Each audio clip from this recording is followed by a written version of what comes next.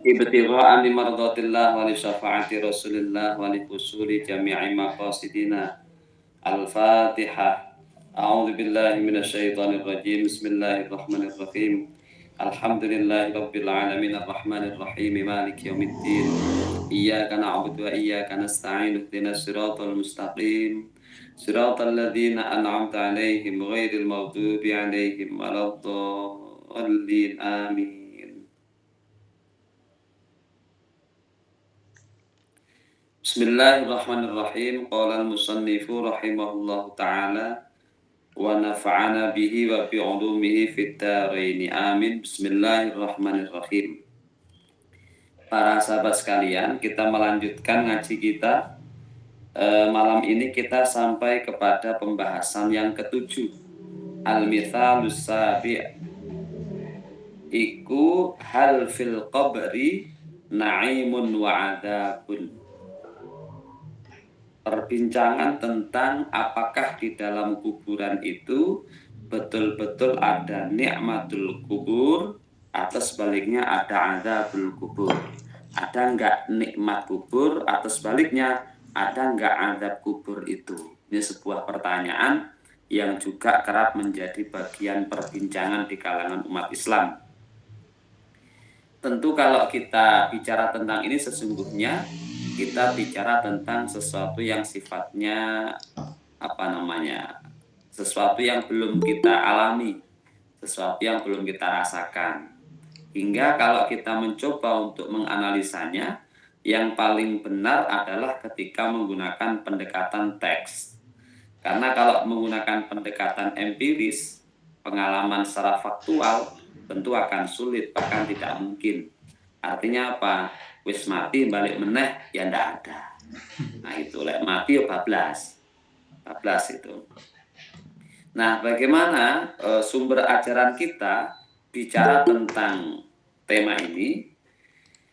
Angkaro ngingkari adzabal qabri ing adzabe kubur wa na'imahu lan nikmate kubur sapa unasun sekelompok orang yang tasibuna kang padha mbangsaake, yang mereka berintisab mengaku ilal islami maring Islam. Waqat barhanulan temen-temen gawe bukti biingkarihim kelawan ingkare unas hadza ala jahlin ing atase bodho fahishin kang pertelo tur ala bidinihim kelawan agamane unas. Jadi Mbah Ali Maksum di awal menyebutkan ada sekelompok orang yang memang secara frontal menyatakan bahwa siksa kubur atau nikmat kubur adalah dua hal yang tidak ada, alias nothing gitu ya. Nah, ini terjadi karena mereka atau kelompok-kelompok ini dalam tanda kutip salah ketika memahami teks agama yang berkaitan dengan berita tentang alam gaib termasuk nikmatul kubur wa adzabiha tadi. Kata Mbah Ali, fa innal kitaba mongko sak temene Al-Qur'an wa sunnatalan hadis ay sunnah iku natikoni wis bicara apa kitab lan sunnah bima kelawan perkara yakunu kang ana apa ma fil qabri ing dalem kuburan min na'imin nyatane saking kenikmatan wa adzabin lan siksa layat jerauhu kang ora lumaku ala ingkarihi ngatasé ngingkari keterangan wau sapa muslimun wong Islam wa ilai kalan kanggone sira al bayana ing penjelasan. Beliau mengatakan bahwa secara jelas sumber teks agama kita yakni Al-Quran dan hadis itu memberikan penegasan informasi berkaitan dengan na'imul qabri wa adzabul qabri. Nah, gitu. Yang semestinya kalau kita mengkajinya secara benar, maka kita akan sampai pada kesimpulan bahwa memang ada nikmatul kubur dan siksa kubur itu ada gitu. Karena dua-duanya sudah memberikan legitimasi akan keberadaannya. Nah, apa saja yang kemudian disampaikan Al-Qur'an? Nah, gitu. Qala dawuh sapa Rabbuna pangeran kita azza wa jalla fi kitabihi ing dalem Al-Qur'an. Ada satu ayat yang dinukil di sini sebagai landasan teks berkaitan dengan nikmatul kubur wa adabiha. An-naru yu'raduna 'alaiha 'uduwan wa 'ashiyya wa yauma taqumus sa'ah adkhilu ala fir'auna asyaddal 'adzab. Ini surat Ghafir ayat 46 ya. Nanti silakan dibuka itu. An-naru utawi neraka iku yu'raduna den weruhake sapa wong. Komunitas-komunitas itu, kaum itu diperlihatkan akan neraka. Alaiha ing atasin nar, wuduwan ing dalam waktu isu, wa asyian lan waktu sore. Wa yauma taqumulan ing dalam dinane jumeneng apa as-saatu kiamat. Lantas di akhirat nanti adkhilu nglebokno sira kabeh ala fir'auna ing kelompok Fir'aun asyadal adabi kelawan banget siksa. Afhamatna aweh mahamake ing kita apa hadhil ayatu ikilah ayat anna fir'auna satemene fir'aun wa qaumahu lan qaumi fir'aun iku yu'raduna den weruhake alaiha ing atase nar huduwan ing dalam waktu isu wa asyian lan waktu sore. Secara lafdiyah, ayat ini menandaskan bahwa orang-orang yang menjadi kelompoknya Fir'aun itu sudah diperlihatkan kepada mereka wujud neraka. Kapan? Di waktu pagi dan di waktu sore. Nah, gitu. Teks lafdiyahnya begitu. Lantas maknanya seperti apa? Wahadal ardu lan utawi ikilah meruhaken iku layahlu ora sepi imma ayakuna ana kalane yen to ana apa ardu fit dunya ing dalem donya au fil qabri utawa ing dalem kubur au fil akhirati utawa ing dalem akhirat. Kalau menggunakan setting waktu maka bisa jadi ini pertama kelompok Fir'aun tadi ditunjukkan neraka itu bisa jadi ketika di dunia, bisa jadi ketika di alam akhirat, bisa jadi ketika di alam kubur. Ini kalau menggunakan setting waktu dan tempat, ada kuburan, ada dunia, ada akhirat gitu. Bisa jadi ayat ini berlaku kepada 3 dimensi waktu tadi. Tapi kemudian dijelaskan amma fid dunya anapun ing dalem donya falam yakun mongko ora ana apa dalika mengkono ardu qat'an kelawan mesti. Dari 3 kemungkinan waktu tadi kira-kira mana yang tepat gitu. Kita hitung misalnya ketika di dunia itu secara faktual tidak mungkin. Kenapa? Surga dan neraka, bil khusus neraka, belum ditunjukkan kepada mereka. Padahal teksnya berbunyi, yu'raduna 'alaiha ghuduwan wa 'ashiyya. Ditunjukkan pada mereka di waktu pagi dan sore. Tentunya belum ditunjukkan pada mereka. Berarti teks ini tidak berlaku untuk kehidupan dunia. Dalam hal ditunjukkannya neraka kepada ahli Fir'aun tadi. Gitu. Terus yang kedua, wa amma fil akhirati anapun ing dalam akhirat. Fal ayatu mongko utawi ayat. Iku takulu dawuh apa ayat bisoro hatin kelawan pertelo. Tubayinu jelasaken apa ayat halarum ing tingkai ala Fir'aun hunaka ing dalem kono-kono akhirat. Setting waktu yang kedua itu di akhirat kelak. Kalau di akhirat itu bahasnya bukan yu'radun, tapi sudah adkhilu gitu lah. Bukan lagi ditunjukkan orang maneh diketoke mboten, tetapi sudah dimasukkan. Kalau begitu, yu'raduna tadi itu tidak terjadi di akhirat. Karena faktanya itu ketika di akhirat sudah adkhilu, bukan yu'radun. Nah gitu. Wa yauma taqumus sa'atu adkhilu ala fir'auna asyadal adzab.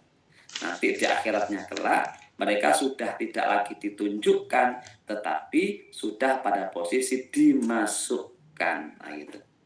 Nah, tinggal satu berarti yu'radunya kapan gitu. Wa yauma idzan hadzal ardu. Idzan dengan demikian hadzal ardu utawi ikilah oleh nunjukke iku laisa ora ono fil akhirati ing dalam akhirat. Berarti yu'radunya tidak berlaku di akhirat kelak. Kenapa tidak berlaku? Karena sudah tidak yu'radun tapi sudah adkhilu gitu. Nah, tadi kan ada waktunya, settingnya adalah dunia, akhirat, alam kubur. Dunia secara faktual mereka belum melihat neraka, di akhirat mereka tidak melihat tapi langsung dimasukkan, tinggal satu kemungkinan waktunya gitu. Wa idzan tafana nalika napa nafeake, artinya tidak memungkinkan apa ayakuna yen to ana apa ardu fit dunya ing dalem dunya wal akhirat lan akhirat ta'ayyana mongko dadi tertentu apa ayakuna yen to ana apa ardu iku fil qabri ing dalem kuburan. Jadi kalau kemudian 3 setting waktu tadi yang 2 sudah terjawab tidak mungkin, berarti tinggal 1, tersisa 1. Kapan? Yu'rodunya, diperlihatkannya saat mereka di alam barzah atau di kuburan. Nah, gitu. Wa hadza dalil kitabi ala ma naqul. Wa hadza utawikilah keterangan iku dalil kitabi dalil Al-Qur'an alama ing atase pendapat naqulu kang ngucap kang dawuh sapa kita gitu. Nah, pemahaman terhadap ayat ini oleh Mbah Ali Maksum dan oleh jumhur ulama dipakai sebagai dasar bahwa di alam barzah memang sudah disediakan, sudah ada, sudah dijumpai nikmatul kuburi wa adzabiha.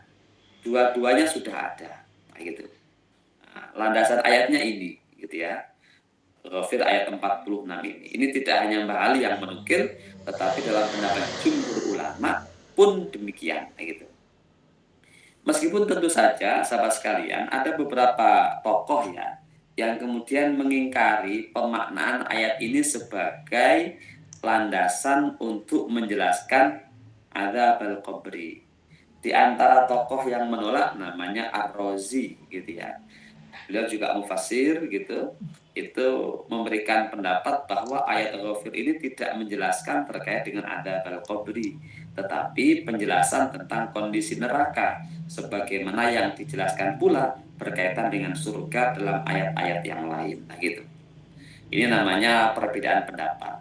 Tapi kalau jumhur mayoritas ulama menjadikan ayat ini sebagai dasar bahwa memang di alam barzakh itu ada adzabul qabri gitu.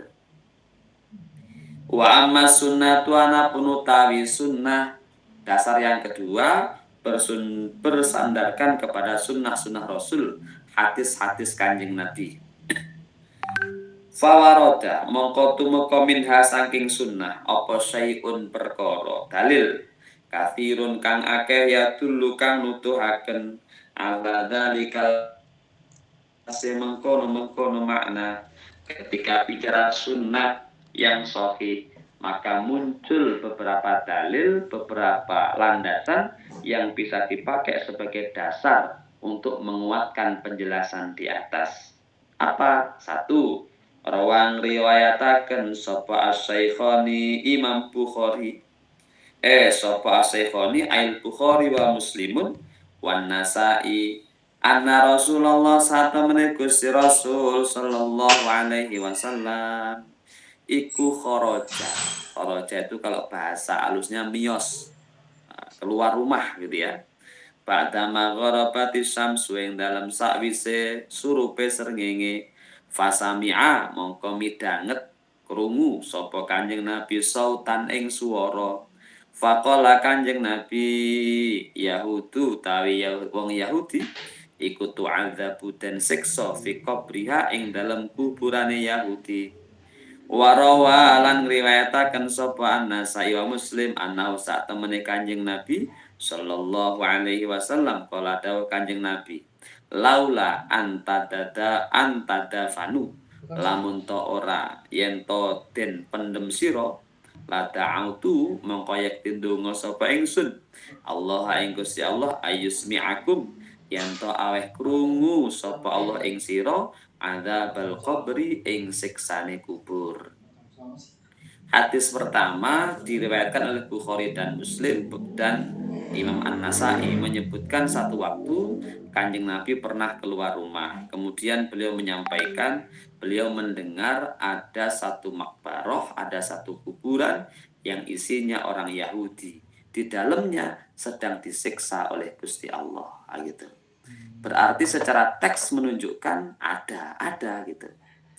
Kemudian hadis berikutnya menyebutkan andaikan kita ini tidak akan dimakamkan gitu ya, maka Allah pasti akan berdoa, Kanjeng Nabi pasti akan berdoa ndongake ben awake dhewe krungu berkaitan dengan adzabal qabri ini.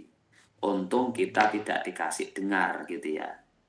Ini seperti yang kita sampaikan kemarin ketika bicara tentang ziarah kubur gitu, bahwa secara teori memang Ahlus Sunnah meyakini betul bahwa orang-orang yang wafat itu sesungguhnya tidak mati dalam arti stagnan, tidak.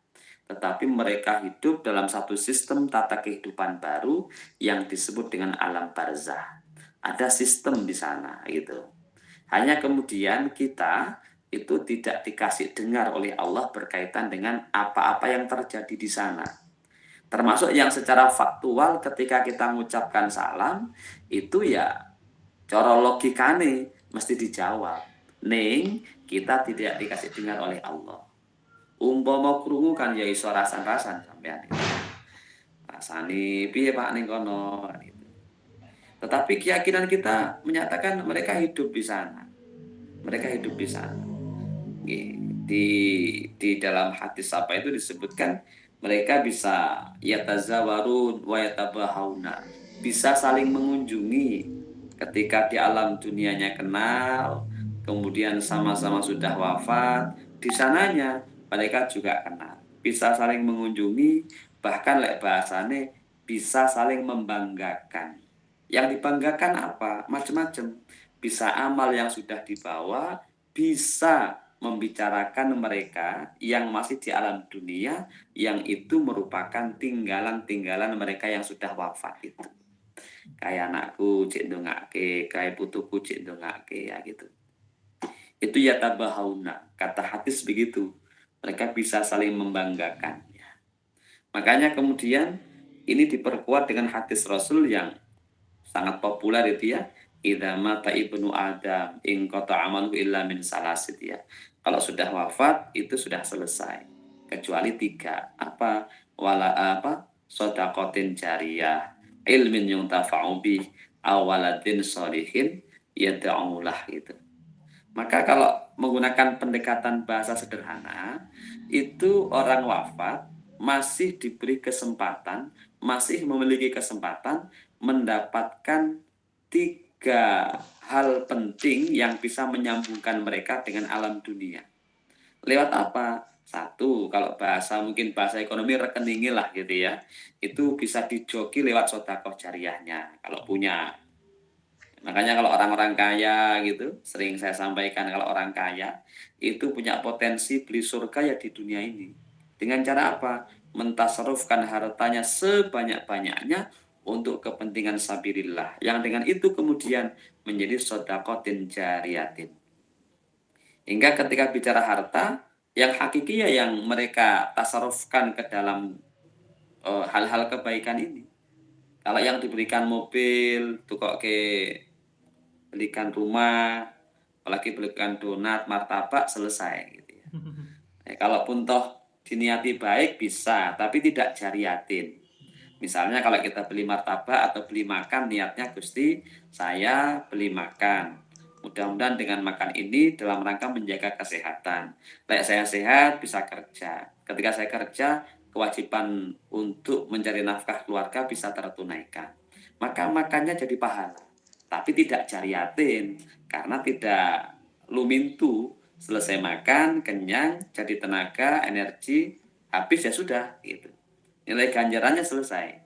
Tapi kalau kemudian yang jariatin itu ya ma'abqa'ainuhu, sesuatu yang memang fisiknya itu masih tetap ya. Fisiknya masih bisa dimanfaatkan secara berkelanjutan. Pembangunan madrasah, wakaf produktif gitu. Ini yang kemudian perlu digaungkan, wakaf produktif gitu ya. Yang kemudian lahan, produksi, kemudian diwakafkan untuk pesantren, pengembangan perjuangan, hasilnya dipakai untuk pengelolaan kelembagaan, itu produktif. Sepanjang masih dipakai, sepanjang itu pula yang wakaf mendapatkan ganjaran. Namanya sedekah jariah itu. Nah, yang kedua itu ilmu yuntafa'u bi, ilmu yang bermanfaat. Saya sering sampaikan konteks yang kedua ini tidak kemudian harus muluk-muluk, kemudian ilmu yang apa ya, yang sulit-sulit, enggak. Sesuatu yang sederhana, sesuatu yang menjadi apa, amaliah keseharian kita. Maka saya husnudzon gitu ya, guru-guru kita yang mungkin dalam fi'ainin nas ya, dalam sudut pandang manusia itu dianggap biasa, guru TPQ, guru PAUD, guru madrasah ibtidaiyah, itu kalau setting niatnya baik, bagus, itu posisi ilmu tafawinya tinggi sekali gitu. Kenapa?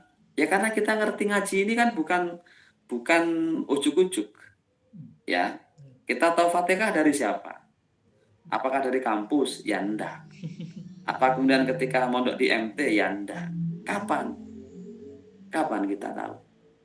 Hina nata'allamu fi TPQ, madrasah-madrasah, masjid gitu ya.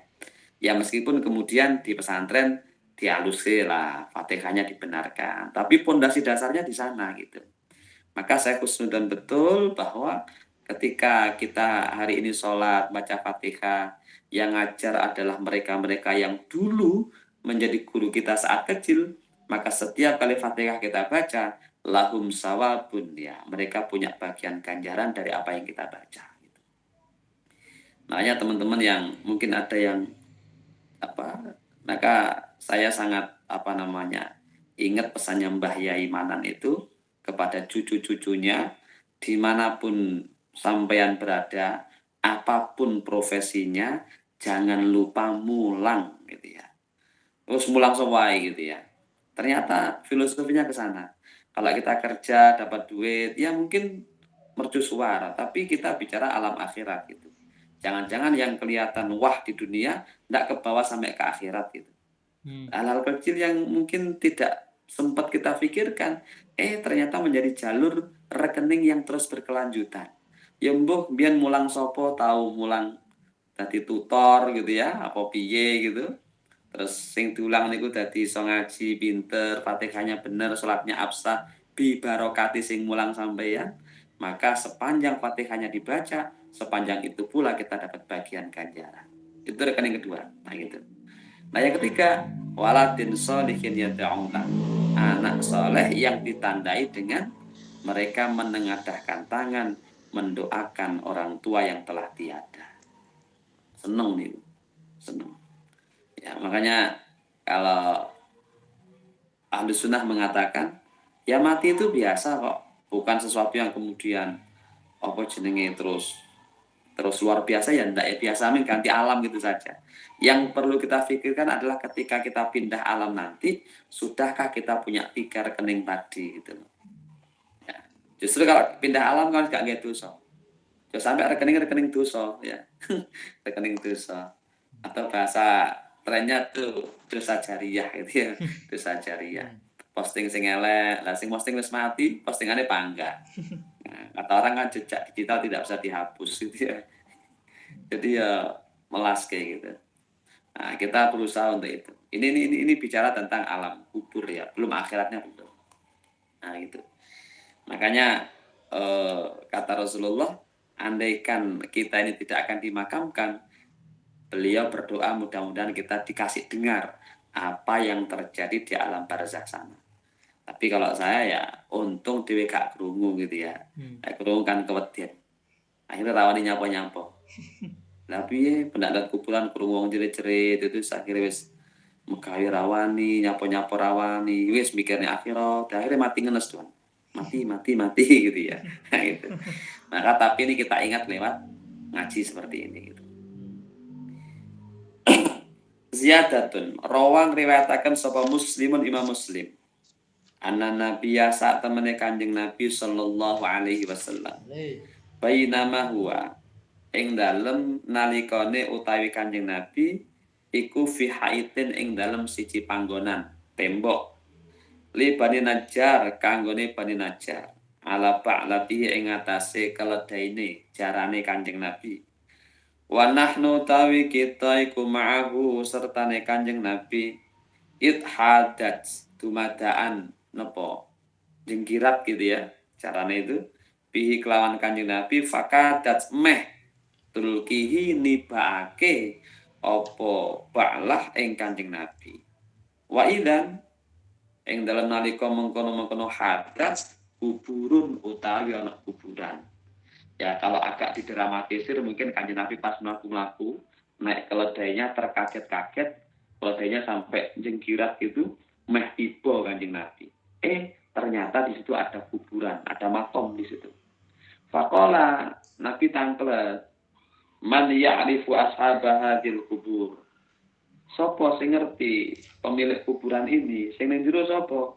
Faqala rajulun ana bi faqala Kanjeng Nabi famata mongko kula Kanjeng kapan mati sapa wong sapa haulai mengkono-mengkono wong faqalu jawab sapa rajul mati sapa haula fil isyraki ing dalem mangsa syirik gitu.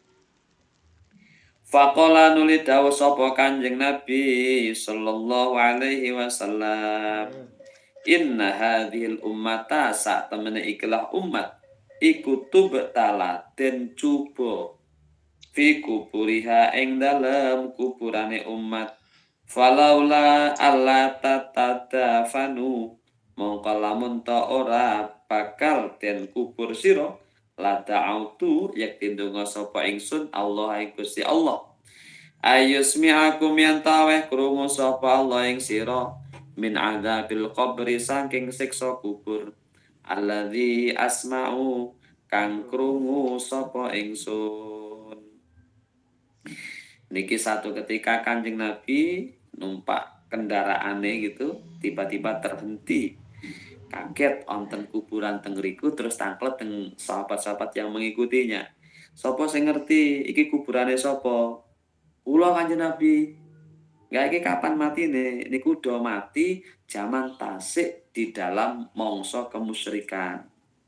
Nabi terus dawuh, umat ini atau mereka yang di dalam sini diuji sama Allah, disiksa dening Gusti Allah. Andaikan sampean gak bakal mlebu kuburan, mesti aku ndonga Gusti Allah ben sampean iso ngrungokne. Ning krana sampean sok arep mlebu dhewe, wis gak usah tak dongakne. Sok lek ngerti-ngerti dhewe bahwa di kuburan itu ada azabul qabri. Ini artinya apa? Secara teks jelas bahwa Rasul menegaskan fil kuburi adzabun. Di dalam kuburan itu memang ada yang disebut dengan adzabul qabri gitu. Wa hadzal hadisu muakkidun lima qablahu. Wa hadzal hadisu tawi kila hadis iku muakkidun ngukuhake nguwatake lima maring keterangan qablahu kang sadurunge hadis. Dilalah dua hadis yang awal tadi itu menyebutkan satu cerita, satu kisah di mana yang disiksa itu adalah non muslim ya. Ya dalam konteks akidah kita gitu. Itu disebutkan Yahudi, satunya musyrik gitu. Mereka dua-duanya mendapatkan adzabul qabri. Lantas bagaimana dengan komunitas muslim? Nah, gitu. Ini hadis berikutnya. Qala dawu sapa Syekh warawa asy-Syaikhani wa Tirmidzi wan Nasa'i wa Abu Dawud annahu sallallahu alaihi wasallam iku marra liwat sapa Kanjeng Nabi ala qabraini ing ngatasé kuburan loro. Faqala nuli dawuh sapa Kanjeng Nabi innahuma satemene qabraini ai sahibul qabri nggih. Satemene kuburan loro, tapi yang dimaksud adalah yang di dalam kuburan itu iku la yu'adzabani yakti lagi den siksa karone kedua-duanya lagi disiksa wa ma yu'adzabani lan ora den siksa karone fi kabirin ing dalem sebab dosa gedhe ae finadrinasi tegese ing dalem peningale menungso. Satu ketika Rasulullah lewat satu tempat menjumpai dua makom. Niki dua-duanya muslim. Kemudian beliau sampaikan, sing nang jero kuburan kuwi lagi nampa siksa sangka Gusti Allah. Dan yang penting dicatat wa ma yu'adzabani fi kabirin, kedua-duanya tidak disiksa lantaran nglakoni dosa gede. Dosa gede dalam sudut pandang manusia, misalnya zina, syirik, kemudian mateni wong, tidak karena itu tidak. Tapi karena apa? Amma ahaduhuma, ini disiksa krono nglakoni dosa yang sebenarnya dalam pandangan kita itu dianggap biasa, lumrah gitu ya. Napa mawon?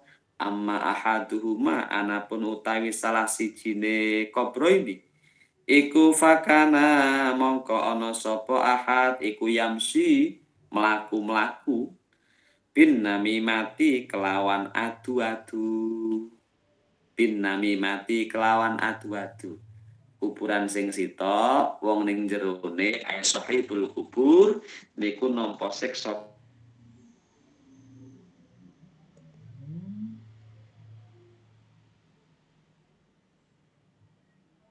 namimah. Ini kan kadang-kadang dianggap sepele toh. Nah, domba itu ya bisa langsung, bisa melalui medsos dan macam-macam. Maka hati-hati. Kalau kemudian postingan kita, ucapan kita, omongan kita mengandung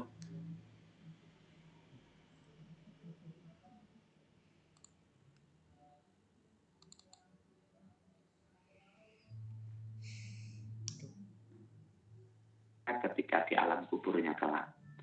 Namimah itu ada omongan. Yu sampean karo wong kae lho dilok nih, padahal enggak. Nah, gitu ya. Sama satunya bilang juga sampean dilok nih karo sing kae gitu. Hingga antara kae karo kae itu tidu. Yang sesungguhnya tidak terjadi itu terjadi karena diadu domba oleh seseorang tadi, itu namanya namimah. Nah,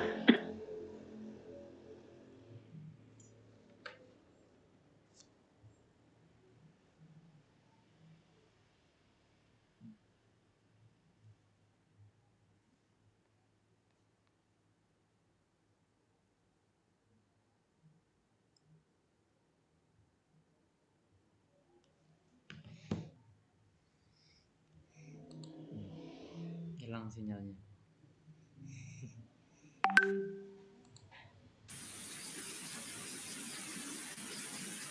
Iya loh, tempat Pak Fahim itu ya, yang hilang. Waduh. Mati lampu kali. Enggak, nah kaitan toh bisa. teman-teman sekalian, saya kerap menegaskan begini, al-baul ini sesuatu yang memang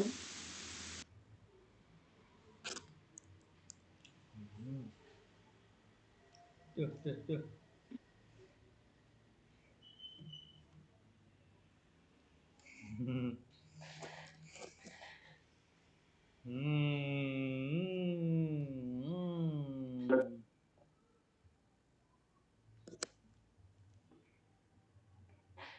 Tuh. Ada bagus nih babnya. Cix.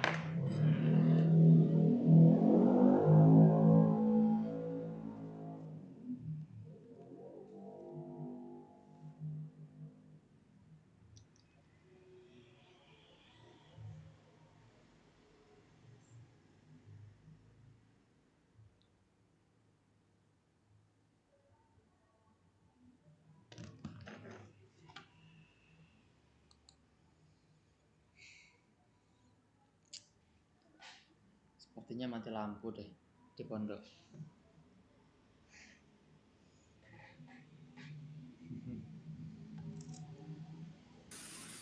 Tapi tempatku nggak low fit. Kan satu jalur. Iya. Ini tak WA nggak ini centang, tapi kan koneksinya putus. Apalah nulis dawuh sapa Kanjeng Nabi. La'allahu menawa-menawa Hmm.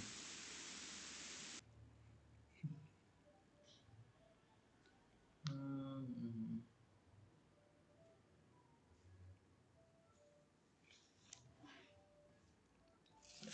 Saya.